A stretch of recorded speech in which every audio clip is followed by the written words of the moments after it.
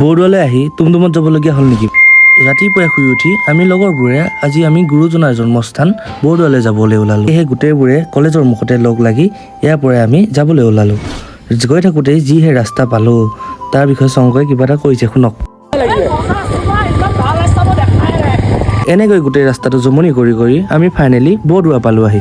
বৰদোৱা পাই ইয়াতে বাইককেইখন পাৰ্ক কৰি আমি চবেই ভিতৰলৈ যাবলৈ ওলালোঁ। ঘৰৰ পৰা যাওঁতে বাইকত গৈছিলোঁ, সেইকাৰণে আমি ঘৰৰ পৰা ধুতি পিন্ধি যাব নোৱাৰিলোঁ।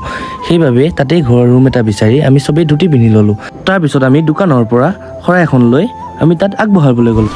আমি তাত আগবঢ়াই তাৰপিছতে আমি কীৰ্তন ঘৰলৈ গ'লোঁ। কীৰ্তন ঘৰত সোমাই আমি জাষ্ট বহিছিলোঁহে, তাৰপিছতে আমাক ককা কেইজনমানে প্ৰসাদ খাবলৈ দিলে। কীৰ্তন ঘৰত প্ৰসাদ খাই আমি দেৰি নকৰি আমি আগবাঢ়িলোঁ আলি পুখুৰীৰ দিশে। আলি পুখুৰীত গৈ চাৰিওফালটো ঘূৰি আমি মাছবোৰক মুড়ি খাবলৈ দিলোঁ। তাৰ পৰা ঘূৰি আহি দুকপি মান ফটো উঠি আমি ড্ৰেছ চেঞ্জ কৰি ল'লোঁ। ড্ৰেছ চেঞ্জ কৰাৰ পাছতে